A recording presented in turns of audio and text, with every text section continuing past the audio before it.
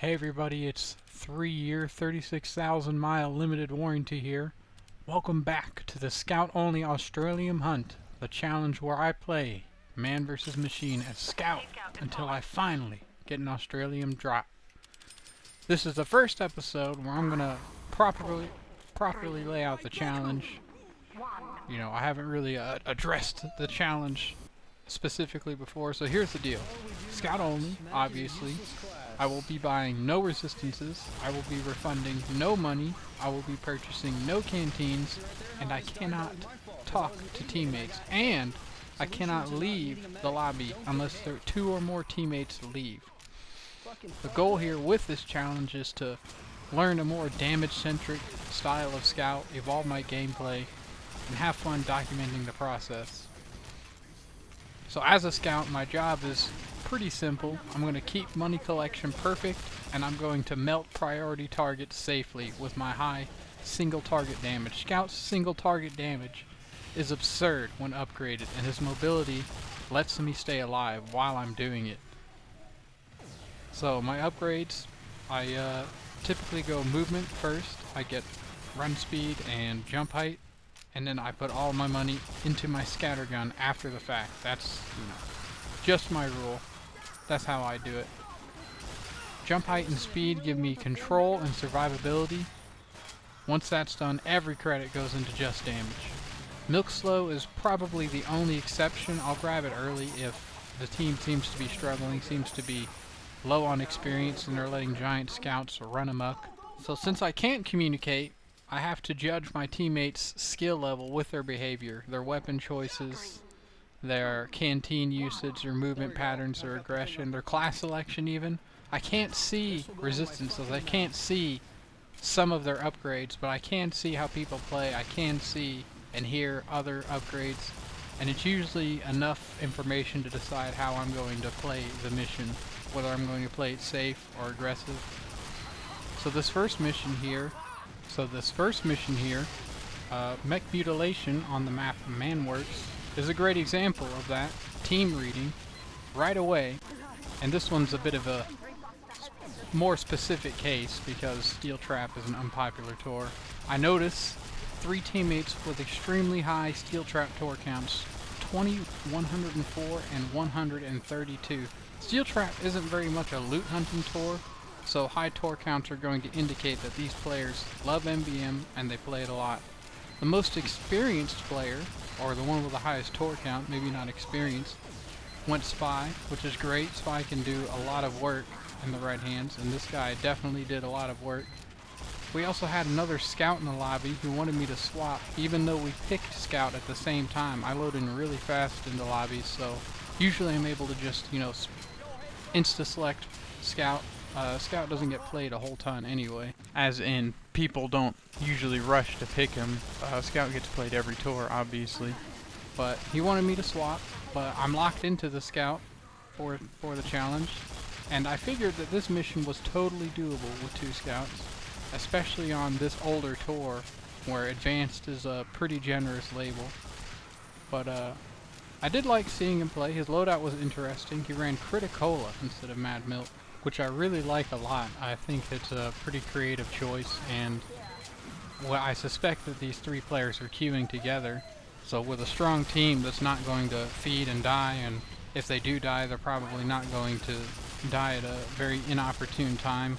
The damage boost from Criticola provides is probably more valuable than the healing does.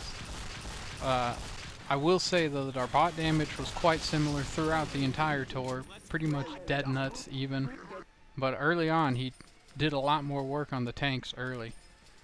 I ran the shortstop, as I usually do. He did not like that, but I think that the shortstop is very, very strong. It has less fall off, it has better mid-range, and it scales probably harder than the Soda Popper with upgrades. Soda Popper is great, I like the Soda Popper, I use the Soda Popper.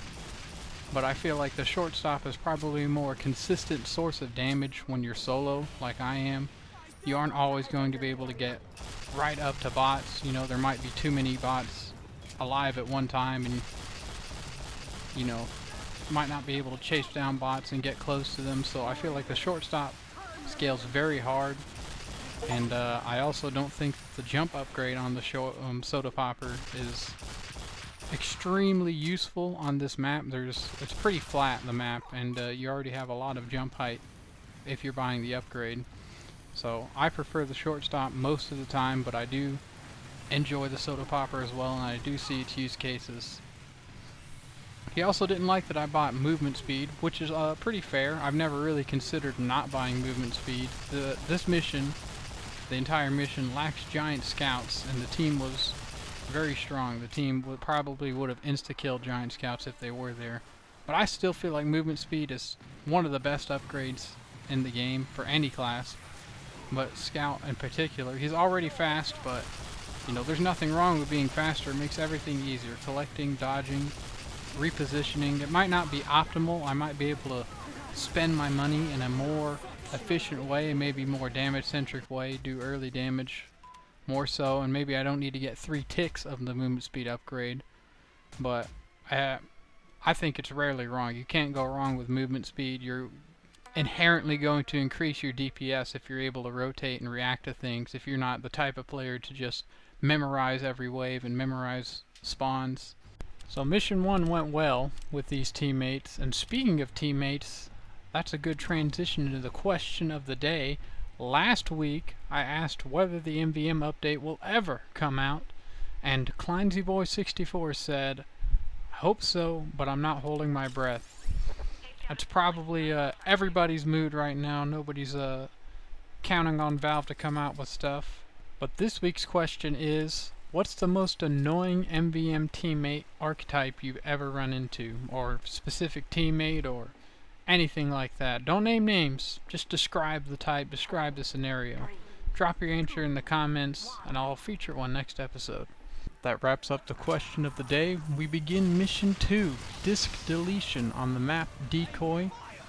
Exercising the lobby reading skill I talked about just a moment ago, I check out our teammates and I see the same 132 tour player from our first mission, Cicada, now 133 tours.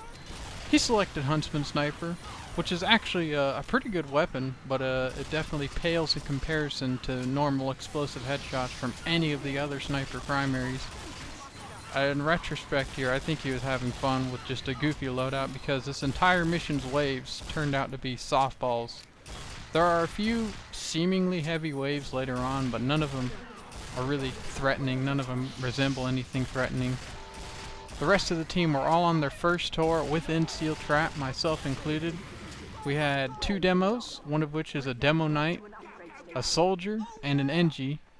And I couldn't tell, I didn't think any of them have a huge amount of experience in MvM more generally, but I didn't anticipate a hard time out of the gate.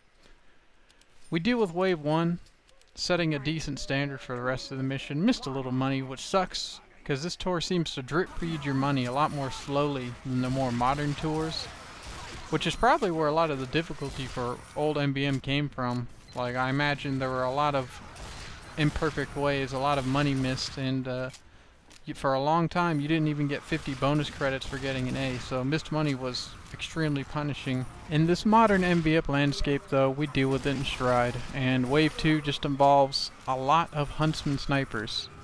I like this tour a lot because there's actually a ton of mobbing in it. I usually struggle to showcase a lot of fighting the smaller bots in the other tours. There's just a lot of giants and a lot of other things going on. But this one has quite a bit of it. That said, I personally have a hard time feeling like I get a ton of value when mobbing as a damage scout, especially early on. This is probably a me problem. Probably a problem with the challenge disallowing survivability upgrades like resistances.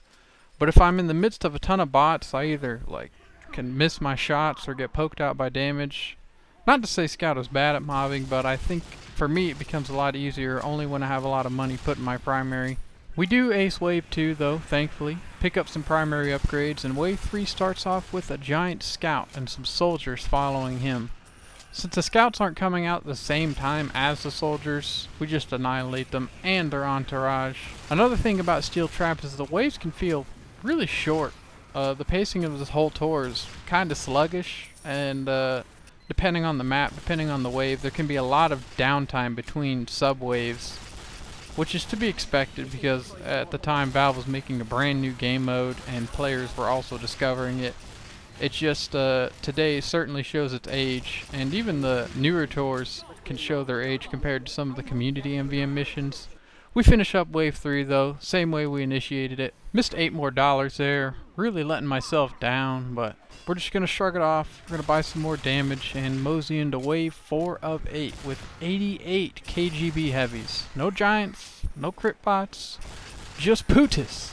Waves like these allow you to observe the bot spawn points and their movement patterns, and these behaviors are consistent among all the tours featuring these maps. The heavies will spawn in on the left and right side of the bridge above there and right down the center, and if we allowed any one of the bots to carry the bomb any distance, the one spawning up top would walk all the way around and behind you, which is more threatening if they're, you know, say soldiers instead of KGB heavies. But we put these miserable bots down. Waves like these are a pretty nice breather. They give you time to pay attention to things you might ignore otherwise. And even though I played MvM for years now, coming back to Steel Trap after such a long break makes all this feel new again. You start noticing these little things that, you know, just kind of go by the wayside. Or not by the wayside if you're the type of player to have always paid attention to stuff like that. Wave 5 ramps it up a bit now. 4 giant soldiers and demos and soldiers as support bots in the interim.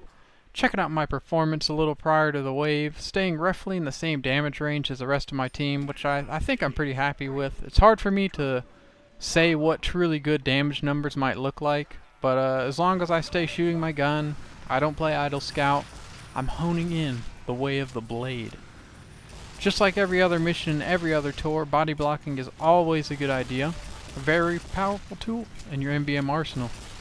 It's the polar opposite of air blasting or other knockback weapons. It's going to keep the giants nice and still for the team to line up some easy damage. And you can usually hop out pretty easily if the giant decides to aggro you, which you will know when they turn around or they look down at you.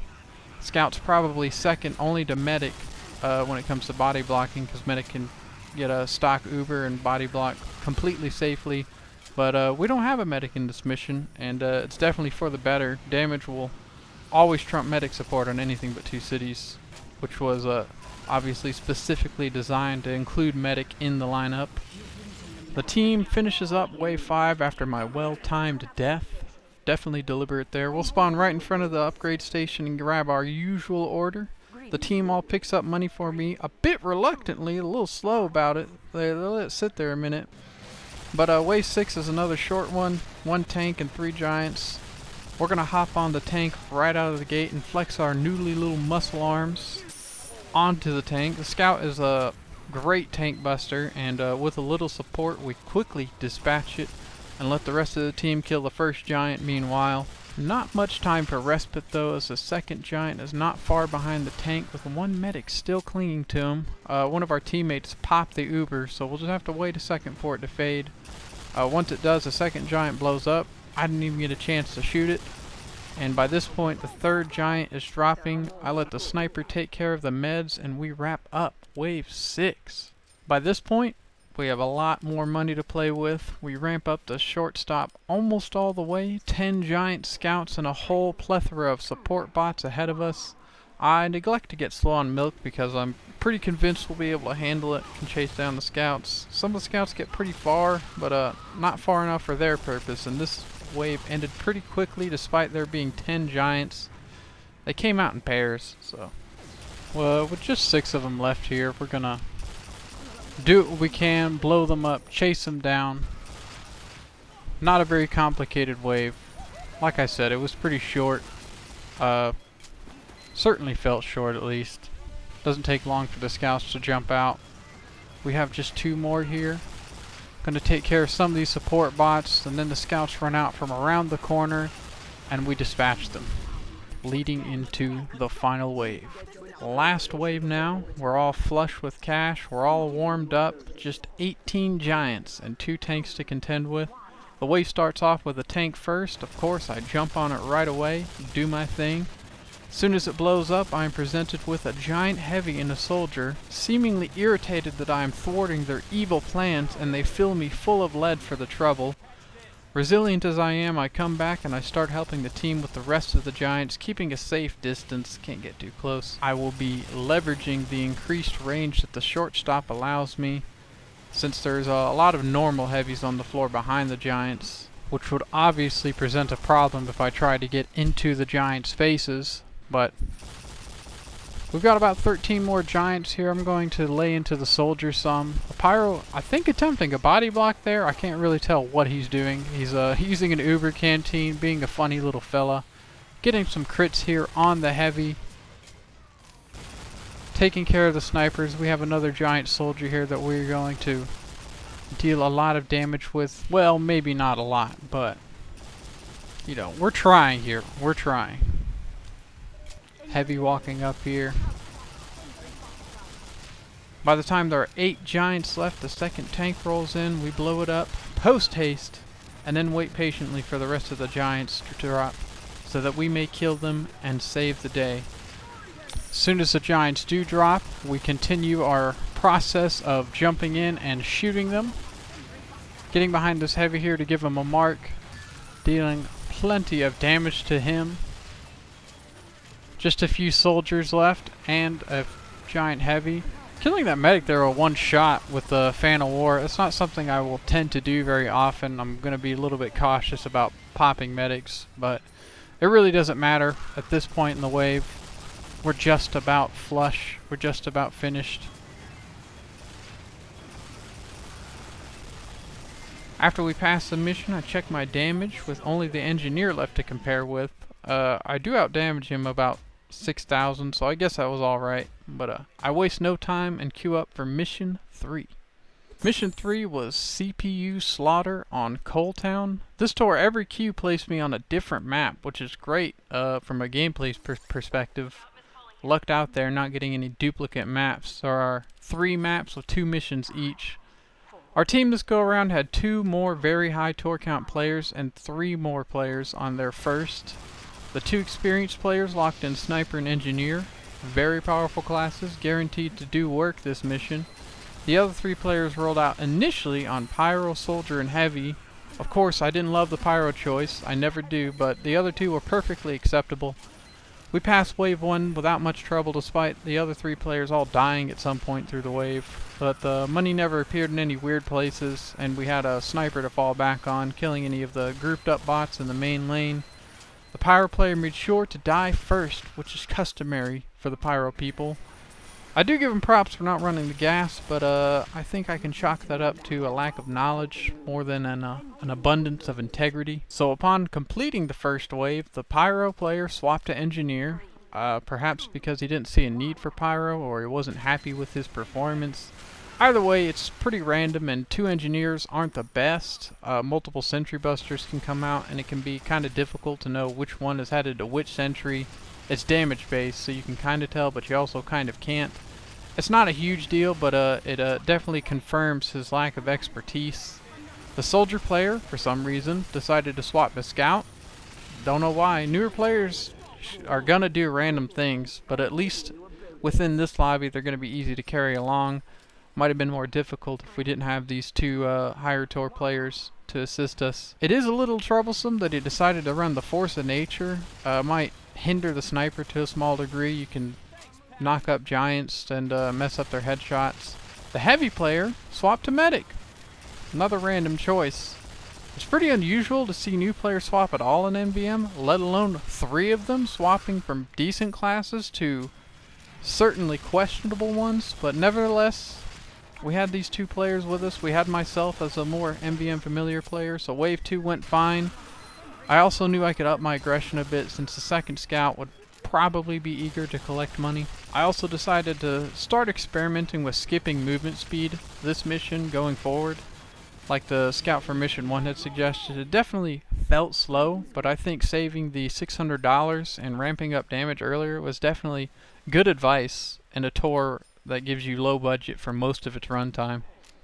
Wave 4 flew by with really only a tank to deal with, and that certainly became my self-imposed specialty during most of the tour. We'll just let the sniper and the rest of the team take care of the rest of the wave. For the most part, I'll help out some, do what I can. I also insta-die to this support sniper that I probably shouldn't have even been shooting, but he killed me and teleported me to spawn the exact frame the wave ended. Another well-timed death classic. Wave 5, also pretty light on real threats. We got 2 giant heavies and 2 giant soldiers. As soon as the heavy drops and the sniper kills the medics, I begin to lay into him, but I tunnel visioned a bit too hard and got stabbed by a French man.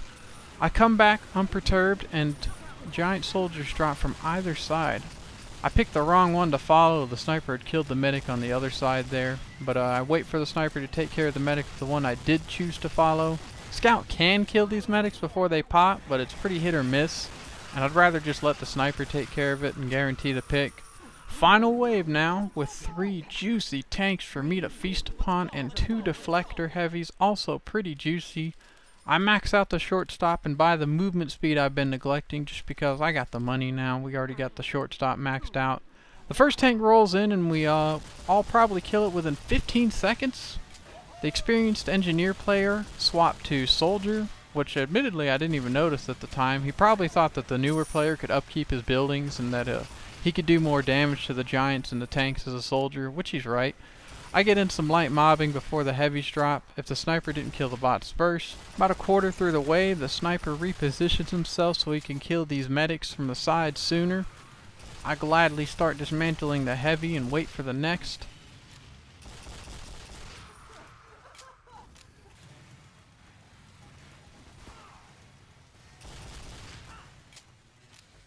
The meds got popped this time, but we kill him as soon as the Uber fades, and the second tank begins its crawl towards the bomb site.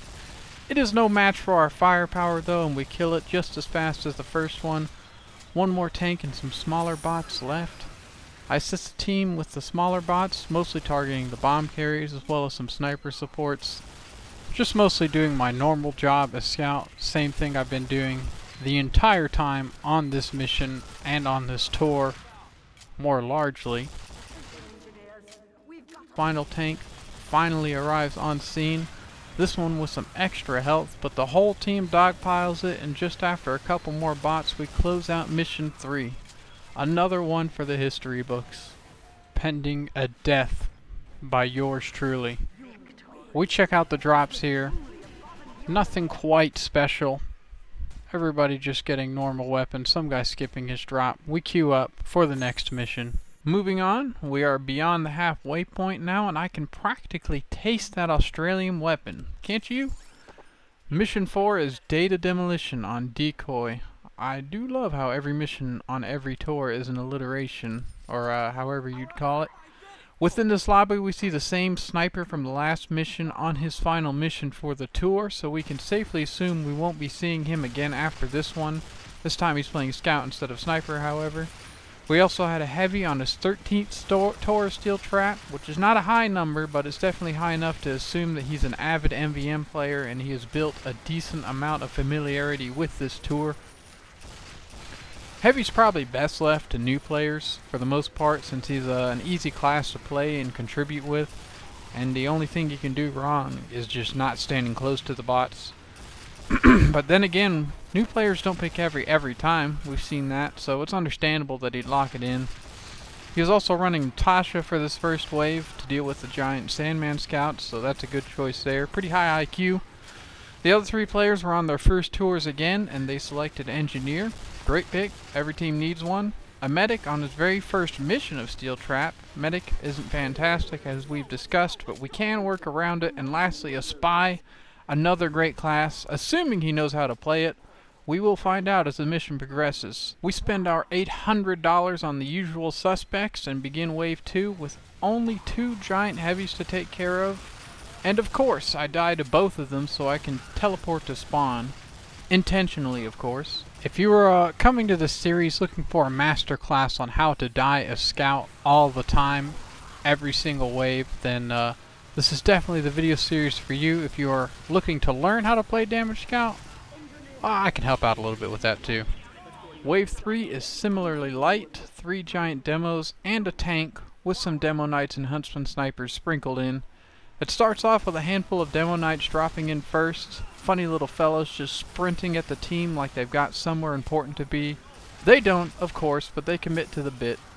After that, the huntsman snipers show up and we clear them out before anything major happens. We will continue our tussle with the smaller bots though, awaiting the larger threat that approaches us, looming over the horizon. The giant demos don't start showing up until the last quarter of the wave. The spy sap's the first one, which slows him down, and we delete him pretty quickly. After that, more demo knights arrive to fill the downtime, and then the second giant demo finally shows up. He also falls without much resistance. Nothing in this wave has time to build up momentum. Once the second giant is down, the tank rolls in, and I do what I always do and start pumping shotgun bullets into the tank. Not the most glamorous job, but someone's got to do it, lest the tank make it all the way to the bomb pit and all of our progress be worthless.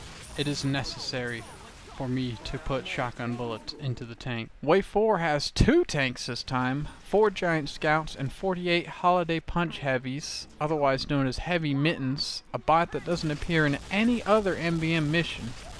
With $1,000 to spend, I grab my usual upgrades and get ready for the chaos.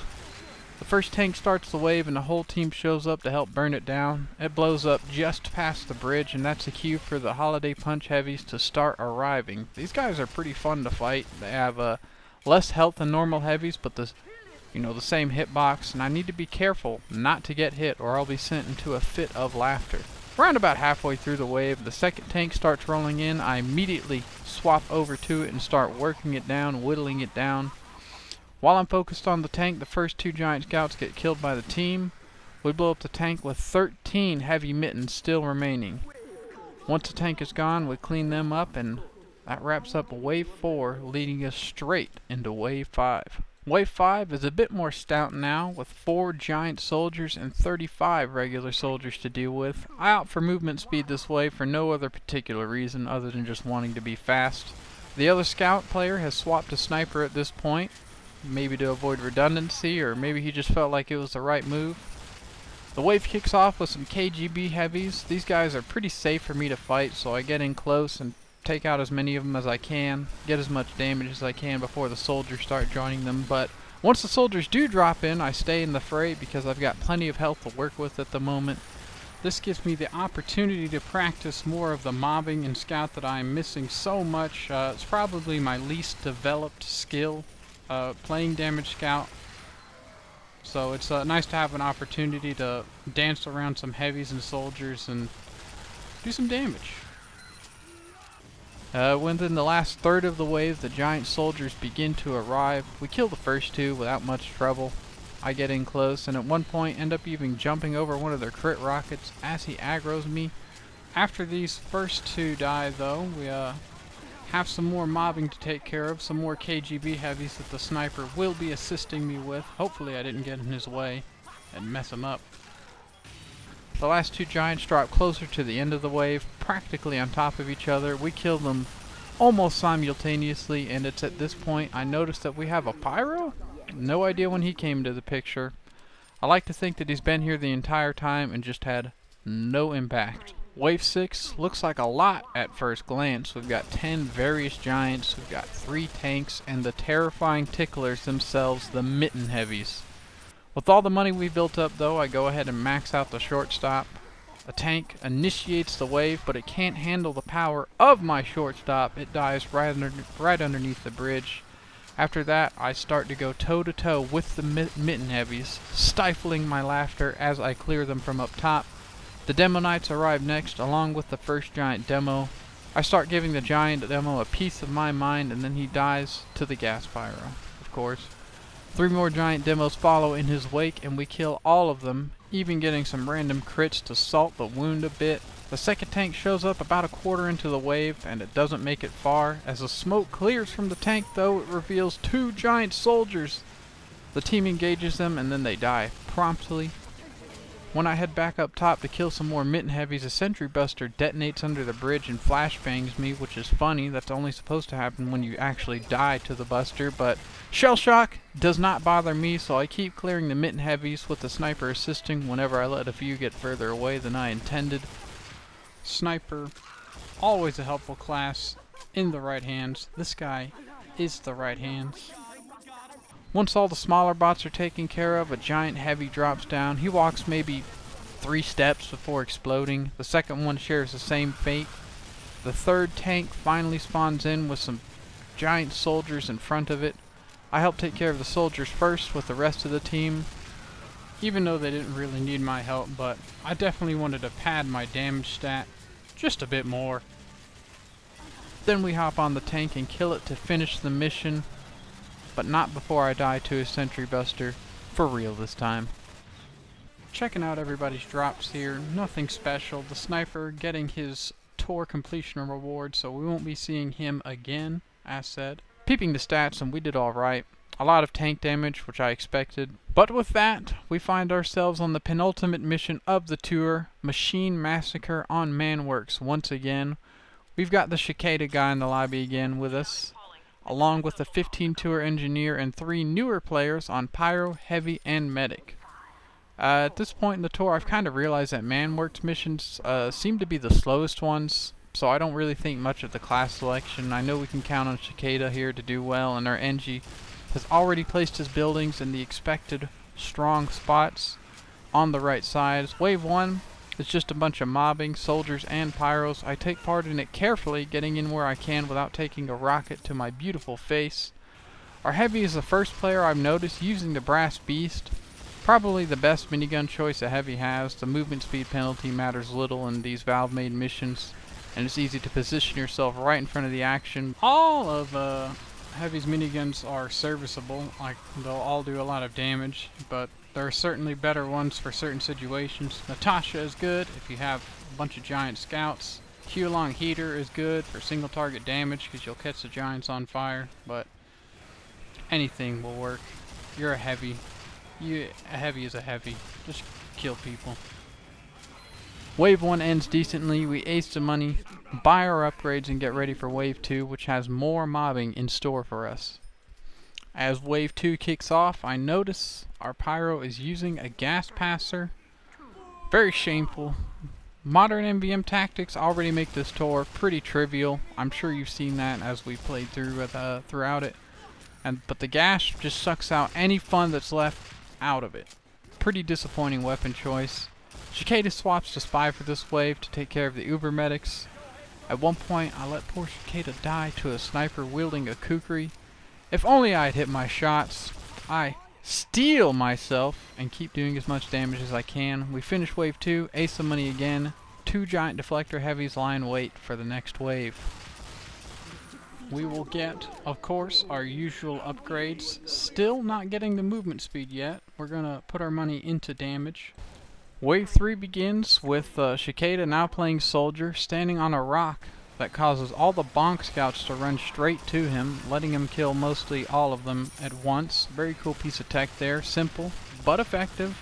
I, meanwhile, struggle to kill one of the stragglers he left behind as he desperately strafes in front of me. Not my proudest moment, but he eventually goes down. The first giant heavy drops shortly thereafter, and we kill him without much hassle. I do my fair share of damage to him, and the second heavy arrives. Soon after that, the story repeats itself, and he goes down just as cleanly. Once we take care of these last few bots here, that wraps up Wave 3, and we ready up immediately for Wave 4, which has 2 tanks waiting for me. We get a pretty paltry sum of money to upgrade with, 450 bucks, but it's just enough for me to afford 1 damage tick to be a little bit more effective against the tanks. Manworks gives you the luxury of getting some early damage in on the tanks, since you can hop up on this barricade here right in front of their exit and start shooting before they even round the first corner. The Pyro and I get to work on the tanks right away. The first one goes down after a short crawl, dying right at the corner where the rest of the team was fighting, and the second tank makes it further, but not nearly close enough to drop its payload. Once it's gone, all that's left are a few demos and pyros scattered around, but we clean them up, not much trouble, and wrap up Wave 4. I realize this recording Kind of sounding like a Nat Geo expedition into MvM. Can certainly feel like that sometimes when you play, just watching some weird players do some weird things. Wave 5 here is just more mobbing, though considerably more than the first two waves. Still, it's a pretty easy looking wave by any definition. We're probably more likely to die of boredom than the robots, but with the short stop slowly getting powered up, I'm able to deal with these smaller bots much more effectively. I'm able to mob much more effectively. The heavies are dying in 2 or 3 shots, the soldiers and pyros as well. Everything just melts as long as I stay on top of it and hit my shots. But this wave actually keeps a pretty steady flow of opposition. It starts strong and keeps up that pace for most of the wave, which is really satisfying for Manworks in particular. We all have a good time dealing with these bots, and once we finish off the last group here, Wave 5 can be considered defeated, with Wave 6 ahead, 3 giant soldiers, and a bunch of support pyros to contend with. After we beat this, we are awarded $800 once again for a perfect performance. We get our usual upgrades, of course. Wave 6 begins with Cicada now on demo killing the first giant soldier the instant it spawns in. He exclaims happily in chat, which I guess tells me that it must be a pretty difficult thing to time. So I'm happy for him, happy he's happy. I look around trying to figure out where he was standing to line up that sticky trap, but I have no idea where he pulled it off from. But after what feels like a full minute, the robots finally decided they should continue their attack. They must have been pretty shaken up by that first kill. The final giant soldier drops almost immediately after the second one, but this time the medics get popped. I get a good body block in, only for the pyro to air blast the giant and ruin it. Super uncool, bro. But fortunately, it doesn't really matter. We kill the soldier after a short skirmish and wrap up Wave 6, and we find ourselves staring down the barrel of the last wave. 4 tanks and 4 giant heavies stand between us and victory. I finally max out the shortstop. 2 tanks spawn immediately. I pick one and start laying into it, and it blows up soon thereafter. I rotate to the next tank after that. One blows up to assist the pyro. We kill that one too. With both tanks gone, we take part in some of the mobbing before the giants arrive. The first giant heavy drops in, and someone in our team instantly pops as medics, ruining the sticky trap the demo had just set up. But as soon as the Uber fades, we take out the first heavy. The second heavy, who is also Ubered, starts marching towards the bomb, but there are 2 of them to deal with now. I'm going to try and get close to him, but I'm going to fail real quick, and I'll get a body block on him, and he explodes shortly after the Uber fades. Third heavy dies off camera, but who cares? I'm body blocking the final heavy while he's Ubered. We will await the whole duration of the Uber, then annihilate him. While that's happening, the last 2 tanks begin to roll out. As a team, we all pick one to focus on, blow it up, then move on to the final tank and finish Machine Massacre strong. Cicada there getting his drop, which means we won't be seeing him for our final mission. But we waste no time queuing for the last mission of our tour, Ctrl+Alt+Destruction on Coal Town.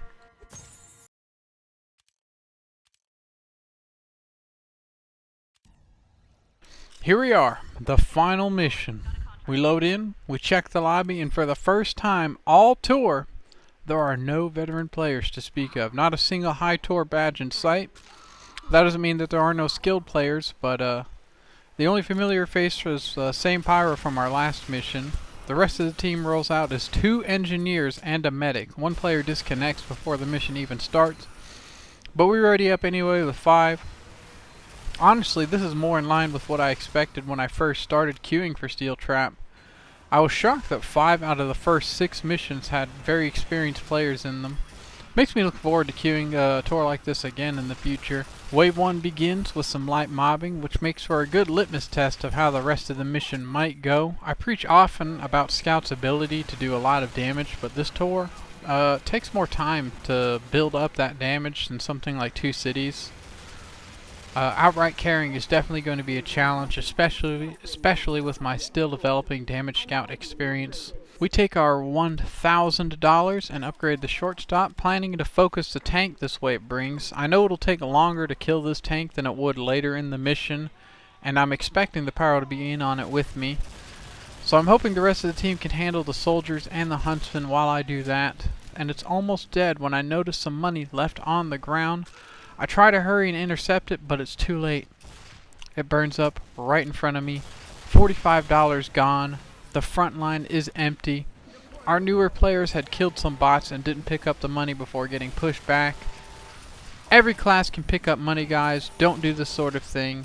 I kind of contemplate just letting the bomb drop to reset the money in the wave, but I shove the bot off the pit anyway. I try, but I die and the bomb gets dropped regardless.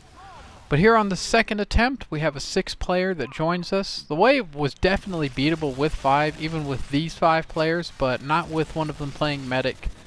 The NG and the heavy didn't position very well and they got overrun quickly. But the second attempt goes much better. Still not perfectly smooth, but much better. We blow up the tank before the soldiers even arrive, and I'm able to assist in killing them while staying on top of the money as it drops. One of the soldiers here is carrying the bomb, and I try to go and kill him, but he seems to have infinite health. I deal like 170 damage to him, and he kills me, and he still has 200 HP? I know that the bomb carrying bots level up in MvM, which is indicated by when they taunt, but I'm not entirely sure what the levels do. But apparently this guy has mad health regeneration, but after that blunder I respawn and I kill him, and we finish off the rest of the bots and introduce ourselves into wave 3 of 7 with perfect money. I picked movement speed instead of damage for this wave. There are 128 little scouts and the money could potentially be going anywhere, and I want to be able to respond to that. And I guess that means, for me, sacrificing some early damage. Other than the scouts, there are just 3 giant soldiers, which I don't expect to give us much trouble. From this point onward, the team kept making me wait the entire 120-second ready up timer every single wave. Nobody wanted to ready up. All they wanted to do was taunt, talk about taunts, trade taunts. This kind of behavior is a big difference between newer players and veterans. The experienced players are, pining you to ready up fast and get on with the gameplay. Here, we're basically running a bodybuilding competition or something. But our engineer here has this dispenser in the farthest possible place he could have put it. Every time I need ammo, I needed to leave the front and make this long trek back to it. And it didn't even have extended range. It was cumbersome. It did cause a huge lot of trouble, but I'm often not in the positions I'd prefer to be in because of it. Our heavy also up on a roof, camping the 1 full ammo pack that, respawns at the front. Not very ideal. Heavy loses a significant amount of damage standing that far away from the action. Wave 4 looks like it'll be a bit more lax for the team. We got just 2 giant heavies and 4 giant scouts. Compared to the chaos of the last wave, this one almost feels like a breather. I'm confident I can chase down the scouts if they slip past the front, so I grab my damage upgrades and get ready to clean up whatever gets through. A giant heavy starts off the wave, I get behind him, mark him, and he dies without much of a fuss. After the heavy goes down, I rotate all the way back to our dispenser in Timbuktu, still placed in the most inconvenient spot imaginable, and by the time I return, the second giant heavy is already walking out. I put plenty of damage into him, but he kills me with his last breath, and now it's just the giant scouts remaining. Just as I had predicted, most of the scouts get past the team, but I stay with them, slay them, and take them out to finish the wave.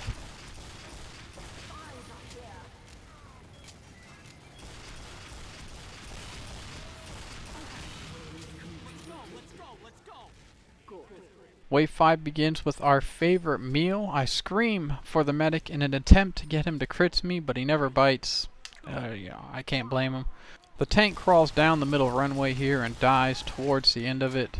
But immediately behind the tank is the first of 2 giant heavies. His medics have not been popped yet, so I take it upon myself to pop him and then die trying to go for a body block at an admittedly foolish time. The price of ambition. Upon respawn, I have to sprint back to the front line so I don't miss any money. I notice it's piling up there. I help our heavy out with some pyros, extinguishing him with my milk-like substance. And by the time I head back to the front, the giant heavies nearly made it to the bomb pit. I make it back towards spawn to help with damage if necessary. I don't know how much health the heavy has, but he dies the moment I arrive. I pick up the money he drops and head straight for the tank.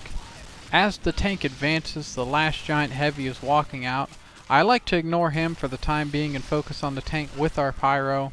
So the heavy dies during us busting the tank, and once the tank is low enough, I rotate back to the front to collect whatever money I can before the team finishes it off. We end wave 5 with a mysterious $25 missing, money I could not find for the life of me. I'm looking everywhere for it. I'm checking every corner, every stray quartz, every possible hiding spot, and it just completely eludes me.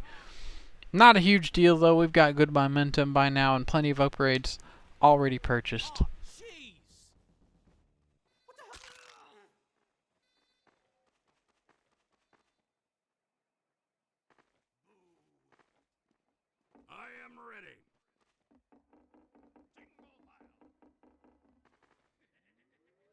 Wave 6 now looks a bit more daunting. We've got 6 giants and a whole lot of heavies and soldiers to chew through. But the team has been handling themselves surprisingly well so far.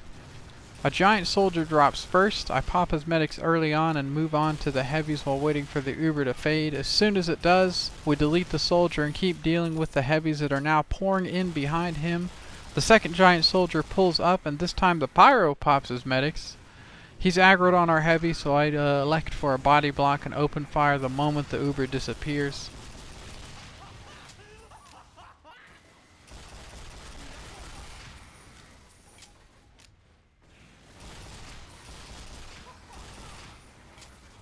The soldiers begin to drop in, one after the other, and right behind them comes the first giant heavy.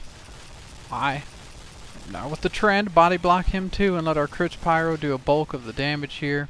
The third giant soldier walks in accompanied by a pack of heavies.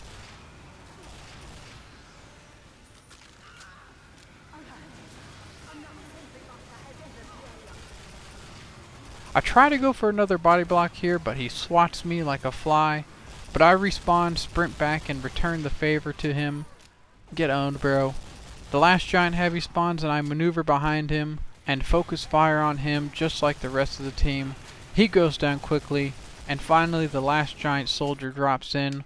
We pop his medics and the team tears him apart. And that's wave 6. Just like that, we find ourselves staring down the final wave of the final mission of Operation Steel Trap. One more wave before we find out if we finally get our fabled Australium weapon. Last wave now, I've got the shortstop fully maxed out. I pick up some slow on the Mad Milk for the giant scouts that are incoming, but that turns out to be unnecessary because all 6 giant scouts drop in at the same time in one massive herd. The team, apparently offended by this insult of an attack, deletes them before they even make it halfway down the runway here. The rest of the wave is more of the same as the rest of the mission. Some giant spawn, we kill them. Some tank spawn, we kill them. At this point, the mission settled into a rhythm and we're waiting eagerly for the end of the tour to roll in. I find myself thinking this is probably the most fun mission of the entire run. Nothing beats a scrappy fight like we've had here, and the reward at the end makes it feel more earned when you do something like that. And the team has considerably improved over the course of just this one mission. It's fun to see how a team can adapt, fun to see how they can learn as they go, and hopefully they continue to play MvM and continue to learn more about the game mode more generally. Maybe they'll teach other players in the future.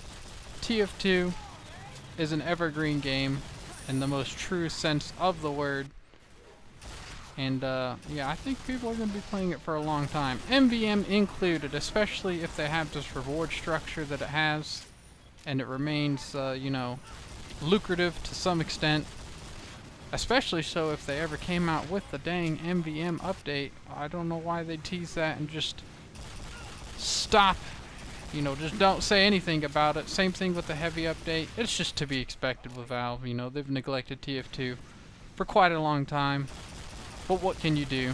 You can continue to play it, I suppose, which I will do. I will continue to play it, continue to play MvM, but we have just a few more soldiers here getting annihilated by that guy. 2 more soldiers. We are excited for the end of the tour. But as we finish off the last giant soldier, I hop on the tank and start to admire our stats. I've outdamaged everyone on the team except the heavy, who truthfully could have done more damage than he did, but None of that matters now. We're pushing through to the end of the mission. Green flashes victory, and Operation Steel Trap is officially behind us. We check our drops. I unfortunately do not get my Australium this time, but our soldier, the guy who joined in on Wave 2, pulls an Australium knife. Genuinely happy for him. Congratulations on the drop, dude.